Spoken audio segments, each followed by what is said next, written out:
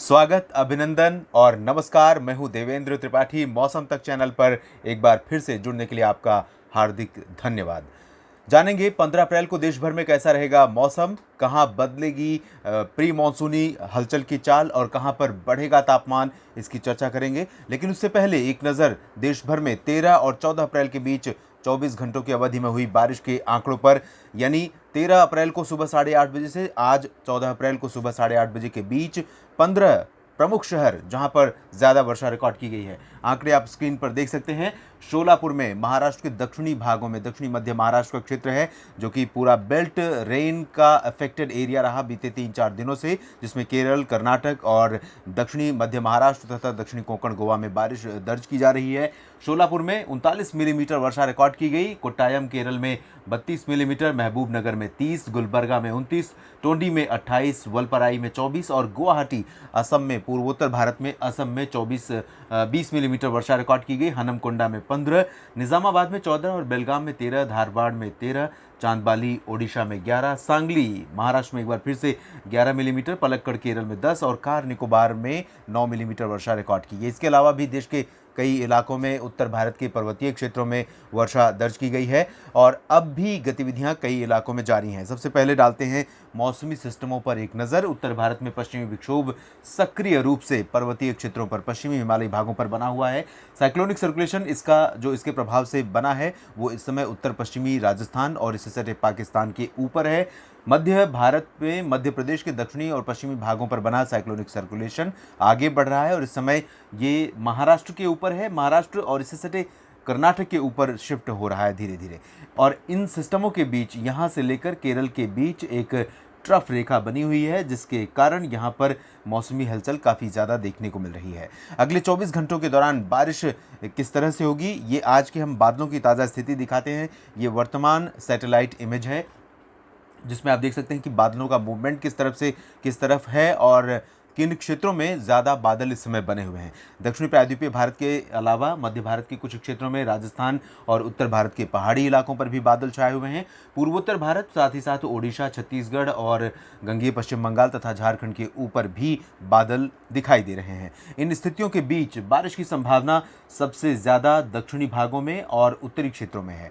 उत्तरी भारत के इलाकों में पर्वतीय क्षेत्र मुख्य रूप से प्रभावित होंगे। 15 अप्रैल को 15, 16 और 17 अप्रैल तक यहाँ पर मौसम सक्रिय बना रहेगा, लेकिन इंटेंसिटी 15 और 16 अप्रैल को सबसे ज़्यादा रहने की संभावना है, जब जम्मू कश्मीर से लेकर गिलगित बाल्तिस्तान, मुजफ्फराबाद, लद्दाख और हिमाचल तथा उत्तराखंड के कई शहरों में हल्की से मध्यम, कुछ स्थानों पर तेज़ वर्षा होने की संभावना है। उत्तराखंड ज़्यादा प्रभावित नहीं होगा, लेकिन फिर भी दक्षिण से लेकर उत्तर तक, यानी पहाड़ी इलाकों से लेकर मैदानी इलाकों में, देहरादून, ऋषिकेश, हरिद्वार और आसपास के इलाकों में भी कुछ स्थानों पर हल्की वर्षा हो सकती है।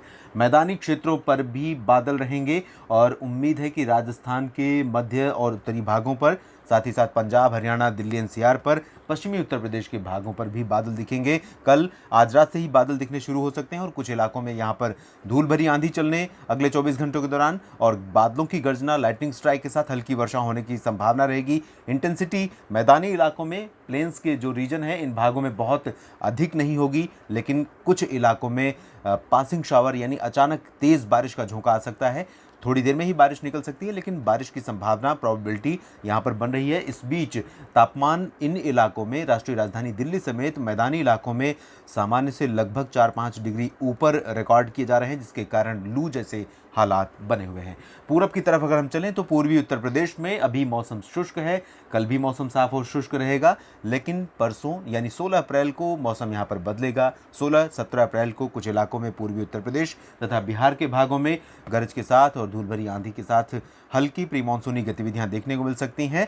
ज़्यादा इंटेंस एक्टिविटी बिहार में भी नहीं होगी। आप जानते ही हैं ये समय बिहार के लिए काल बैसाखी का समय है। बिहार के साथ साथ झारखंड, गंगेय पश्चिम बंगाल, पूर्वी उत्तर प्रदेश, उत्तरी छत्तीसगढ़, साथ ही साथ पूर्वोत्तर भारत भी काल बैसाखी से प्रभावित होता है इस समय। लेकिन इंटेंस और वायलेंट वेदर एक्टिविटी, मौसमी हलचल की संभावना या आशंका फिलहाल इस समय अभी नहीं है। पूर्वोत्तर भारत में असम, मेघालय, अरुणाचल प्रदेश, नागालैंड, मणिपुर, मिजोरम और त्रिपुरा, इन 7 सिस्टर्स स्टेट में कुछ जगहों पर हल्की से मध्यम वर्षा की संभावना है। अरुणाचल प्रदेश और असम में कुछ स्थानों पर मध्यम बारिश भी हो सकती है, लेकिन शेष पूर्वोत्तर भारत के क्षेत्रों में हल्की वर्षा से ज़्यादा के आसार फिलहाल नहीं हैं। 15 अप्रैल के बाद यहाँ पर मौसमी गतिविधियों में कुछ कमी आ जाएगी, लेकिन पूरी तरह से मौसम साफ हो जाएगा ऐसे संकेत भी नहीं है। अगले 3-4 दिनों तक रुक रुक कर कुछ इलाकों में यहाँ पर बारिश का मौसम बना रहेगा। गंगेय पश्चिम बंगाल में कल के बाद 15 अप्रैल के बाद 16 और 17 अप्रैल को इंटेंसिटी थोड़ा सा बढ़ सकती है और कुछ जगहों पर अचानक मौसम बदल सकता है, बिगड़ सकता है और गरज के साथ प्री मानसून वर्षा, धूल भरी आंधी देखने को मिल सकती है। इंटेंसिटी बहुत ज़्यादा नहीं रहेगी, लेकिन कुछ स्थानों पर प्री मानसून संभावना यहाँ पर रहेगी। और साथ ही साथ झारखंड में भी आज रात को कुछ स्थानों पर हो सकती है बारिश, कल भी कुछ स्थानों पर बारिश की गतिविधियाँ देखने को मिल सकती हैं। ओडिशा, छत्तीसगढ़ और पूर्वी दक्षिण पूर्वी मध्य प्रदेश, महाराष्ट्र के विदर्भ रीजन में कहीं कहीं पर बादलों की गर्जना के साथ हल्की वर्षा होने की संभावना है। मध्य प्रदेश के ज़्यादातर इलाकों में मौसम साफ और शुष्क रहेगा, दक्षिण पूर्वी कुछ एक सीमावर्ती क्षेत्रों को छोड़कर। गुजरात में भी मौसम साफ रहने की संभावना है। पश्चिमी दिशा से हवाएं चलेंगी कच्छ और सौराष्ट्र में भी। साथ ही साथ जो पूर्वी क्षेत्र है, इन भागों में उत्तरी दिशा से आप देख सकते हैं हवाओं का रुख रहेगा, तो यहाँ पर गर्मी बढ़ेगी।